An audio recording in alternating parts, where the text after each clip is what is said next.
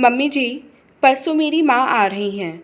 मैं आपका सामान अगर गेस्ट रूम में शिफ्ट कर दूँ तो आपको बुरा तो नहीं लगेगा? ये घर तो आपका ही है। माँ तो बस कुछ रोज़ के लिए आ रही है।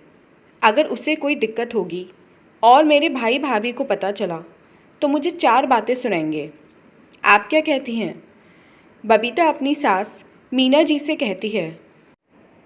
मीना जी मुस्कुराकर बोली, बहू, कोई भी माँ अपनी बेटी की बुराई अपने बेटे बहू से नहीं करती है। इस उम्र में मुझे सुख सुविधा की कोई लालसा नहीं है। ये घर मेरा है, ये तो मैं जानती हूँ। हाँ, तुम्हारी माँ इस घर की मेहमान हैं। उन्हें कोई दिक्कत नहीं होनी चाहिए। कोई बात नहीं, मेरा सामान गेस्ट रूम में रख दो। तभी बबीता के पति किशोर आए और बोले, माँ का सामान गेस्ट रूम में क्यों शिफ्ट करोगी? माँ का सारा सामान वहाँ सेट करने से अच्छा है तुम गेस्ट रूम को मम्मी जी के लिए तैयार कर दो।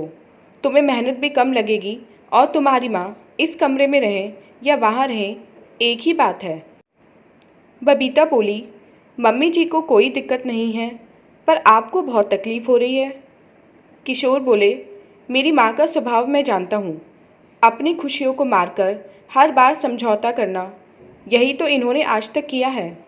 पर मेरे रहते अब ये नहीं होगा। मीना जी बोली, बेटा, ये कैसी बातें कर रहे हो?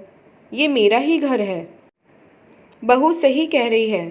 समधन जी को यहाँ कोई तकलीफ़ नहीं होनी चाहिए। आखिर वो हमारी मेहमान हैं। बहू, इसकी बातें मत सुनो। कुछ रोज़ के लिए मेरी ज़रूरत की सभी चीज़ उस रूम में रख दो। मुझे कोई दिक्कत नहीं है। किशोर मुंह बनाकर दफ्तर चला गया।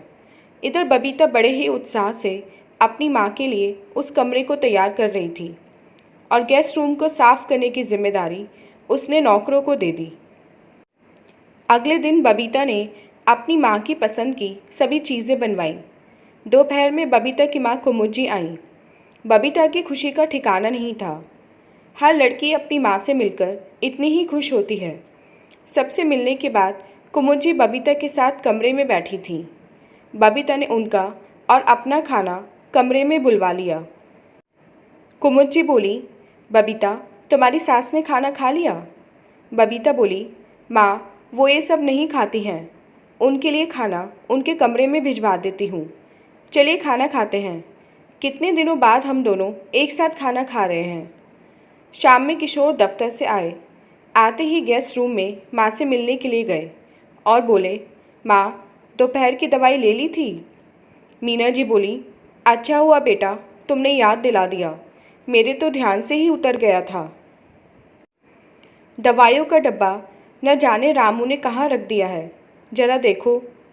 किशोर ने दवाई का डब्बा ढूंढ के माँ को दवाई पकड़ाई और बगल के टेबल पर खाना ढका हुआ था। उसे देखकर बोला, माँ, आपने दोपहर में पूरा खाना नहीं खाया, क्यों?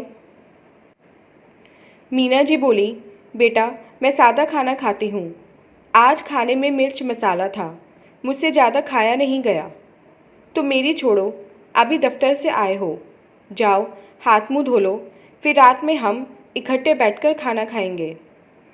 रात के खाने पर जब सब इकट्ठा हुए, कुमुज्जी बोली, दामाद जी, आप तो दफ्तर से बहुत लेट आते हैं। इसका मतलब घर की सारी जिम्मेदारी बबीता ने संभाल ली है। किशोर मुस्कुराकर बोले, मम्मी जी, क्या करूं? 2 पैसे कमाने के लिए आज के समय में बहुत मेहनत करनी पड़ती है। बस घर से अगर चैन और सुकून मिलता रहे तो बाहर की परेशानियों को मैं उठा लूँगा। जहाँ तक बात घर की है, मैंने आपकी बेटी पर ज़्यादा जिम्मेदारी नहीं डाली। हर काम के लिए सेवक रख रखा है। बस उम्मीद करता हूँ कि वो मेरी माँ को अपना थोड़ा सा कीमती वक्त दे, उनकी दवाइयों और खाने का ध्यान रखे। किशोर की बातें सुनकर बबीता समझ गई। उसने तुरंत अपनी सास को एक रोटी बढ़ाते हुए कहा, मम्मी जी, आप खाना ठीक से नहीं खा रही हैं, लीजिए ना। किशोर रसोइये से बोला, रामू, तुम्हें पता है माँ मसाले नहीं खाती हैं, फिर तुमने दोपहर में माँ के लिए सादा खाना क्यों नहीं बनाया? रसोइया बबीता की तरफ देखने लगा। बबीता मुस्कुराकर बोली, रामू तुम जाओ और मम्मी जी के लिए गरम दूध लेकर आओ। किशोर, आज माँ आई थी तो उनकी पसंद का खाना बनवाई थी। मेरे ध्यान से उतर गया कि मम्मी जी तेल मसाला नहीं खाते हैं। कुमुची धीरे से बेटी से बोली, बबीता ये तो गलत बात है। तुमने कहा था तुम्हारी सास को तुमने सादा खाना कमरे में ही पहुंचा दिया है। ये गलत बात है बेटा, मैं तो 2 रोज़ बाद चली जाऊंगी। आखिर तुम्हें इनके साथ ही रहना है। इनका ध्यान रखना तुम्हारी जिम्मेदारी है। ध्यान रखना ऐसी गलती कभी ना हो। खाना खाने के बाद जब सब अपने कमरे में चले गए, कुमुद मीना जी के कमरे में गई और बोली, समधन जी दिन भर बेटी से बातें करती रह गई, आपसे तो बातें भी नहीं हो पाई। और बताइए कैसी हैं? मीना जी मुस्कुराकर बोली, बहुत अच्छी हूँ। जो औरत बुढ़ापे में अपने बेटे बहू के साथ रहे उसे भला क्या दिक्कत होगी। अगले दिन जब कुमुद जी तैयार हो रही थीं तो बबीता ने अपनी साड़ी निकाल कर दी और बोली, माँ ये साड़ी पहनो, ये आप पर बहुत खिलेगी। माँ ने बेटी का मन रखने के लिए वो साड़ी पहन ली। किशोर तैयार होकर नाश्ता करने टेबल पर सबके साथ बैठे और बोले, बबीता ध्यान रखना, आज माँ की दवाई छूटनी नहीं चाहिए, वरना उनकी तबीयत बिगड़ जाएगी, फिर तुम्हें ज़्यादा मेहनत करनी पड़ेगी। किशोर दफ्तर जाने से पहले हमेशा माँ से मिलकर जाते थे। ये देखकर कुमुद जी बोली, दामाद जी बहुत भले मानुष हैं। आशा करती हूँ तुम भी अपने आने वाले बच्चों को इनके जैसा ही बनाओगी। बबीता मुस्कुराने लगी और बोली, क्यों, मैं अच्छी बेटी नहीं हूँ? कुमुद जी बोली, तुम अच्छी बेटी हो, बस अच्छी बहू भी बन जाओ तो मेरा जीवन सफल हो जाए। एक तुम्हारा भाई है। तुम्हारे पिता के जाने के बाद मुझे अपनी जिम्मेदारी और ख्याल खुद रखना पड़ता है। उसे और उसकी पत्नी को बस तुम्हारी पापा की पेंशन से प्यार है, तभी वो मेरे साथ रहता है, वरना कब का घर छोड़कर जा चुका होता। 2 दिन बाद मीना जी को कीर्तन में जाना था। वो रामू को बोली, रामू मेरे कमरे से मेरी एक लाल साड़ी ला दो। जब रामू गया तो कुमुद जी कमरे में सो रही थी और कमरे का दरवाज़ा बंद था। जब रामू ने ये बात बताई तो मीना जी बहू के कमरे में गई और उसकी अलमारी से एक हल्की सी लाल साड़ी निकालकर पहन ली। कुछ देर बाद जब मीना जी तैयार होकर निकलने लगी तो बबीता की उन पर नज़र पड़ी। वो बोली, मम्मी जी ये तो मेरी साड़ी है। ये साड़ी मैं बुटीक से लेकर आई थी और अभी तक मैंने एक बार ही पहनी है। आप इस बरसात के मौसम में पहनकर जा रही हैं।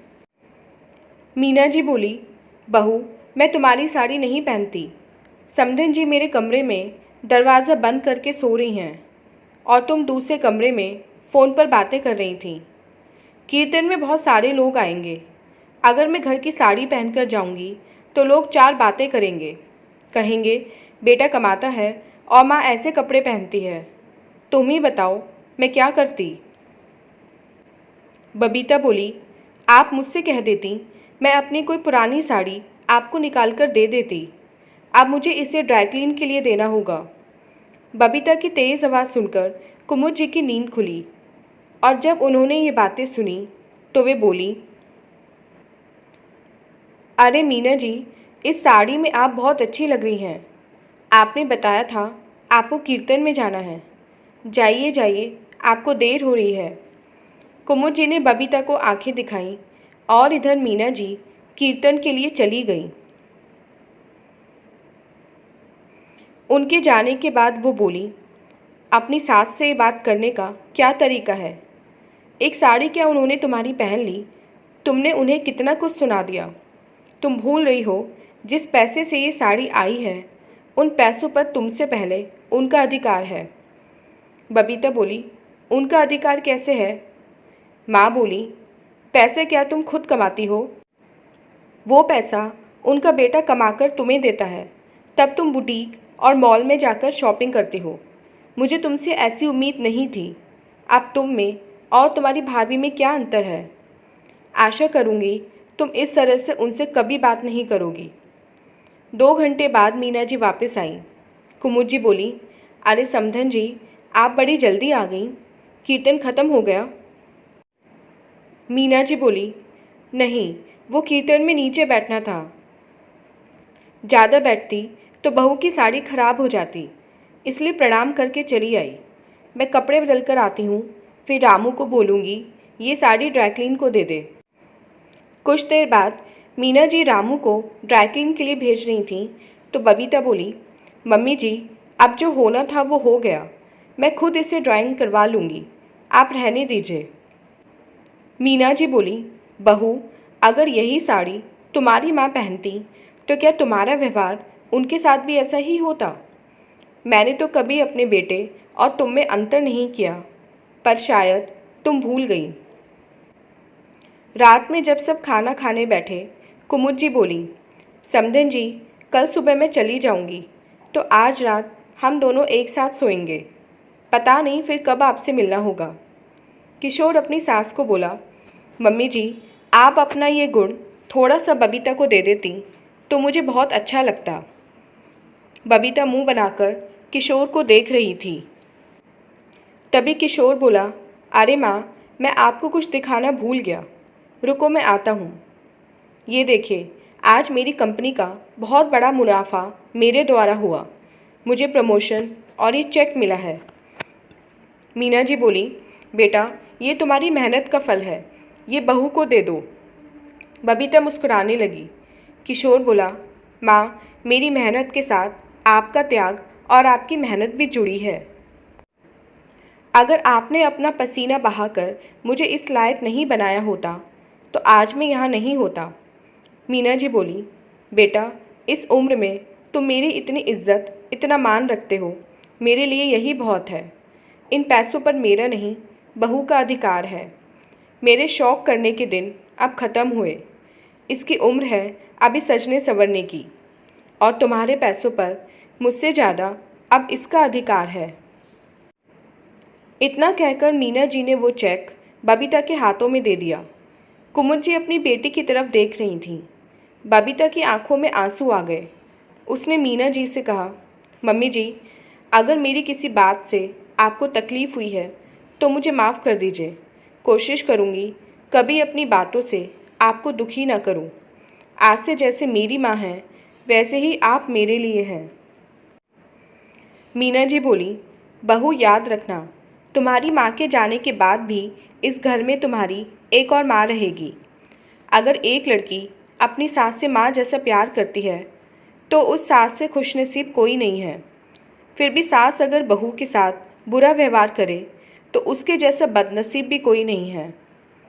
अगले दिन कुमुद जी पूरे परिवार से विदा ले रही थीं। हाथ जोड़कर बोली, आशा करती हूँ आप बबीता को अपनी बेटी की तरह समझेंगी, उसकी गलतियों पर उसे टोकेंगी और उसे सुधरने का मौका देंगी, क्योंकि लड़की अगर कुछ गलत करती है तो कहीं ना कहीं उसका दोष उसकी माँ पर भी लगता है। इतना कहकर वो सबसे विदा ली। बबीता को भी अपनी गलती का एहसास हो चुका था। आगे चलकर उसने कभी भी अपनी गलतियों को दोहराया नहीं, जिसे देखकर किशोर भी अब बेफिक्र होकर अपनी जिम्मेदारियों को निभा रहा था, क्योंकि घर की जिम्मेदारियों को बबीता ने भली भांति संभाल रखा था। दोस्तों, क्या हम अपनी सास और माँ के साथ एक जैसा व्यवहार करते हैं? अगर नहीं तो ये उनकी नहीं, हमारी बदनसीबी है। जहाँ हमें दो माँ का प्यार मिलेगा वहाँ हम अपने व्यवहार से उसे ठुकरा रहे हैं। अगर सास बहू के साथ अच्छा व्यवहार नहीं कर रही है तो ये उसकी बदनसीबी है कि वो एक बेटी को विदा करके जो दूसरी बेटी लाई हैं उसे प्यार न करके उसके प्यार से भी वंचित रह जाती हैं। तो दोस्तों, ये थी हमारी आज की कहानी। उम्मीद करते हुए कहानी आपको पसंद आई होगी। मिलते हैं अपनी नेक्स्ट वीडियो में इससे नेक्स्ट कहानी के साथ। तब तक के लिए आज्ञा दीजिए। धन्यवाद।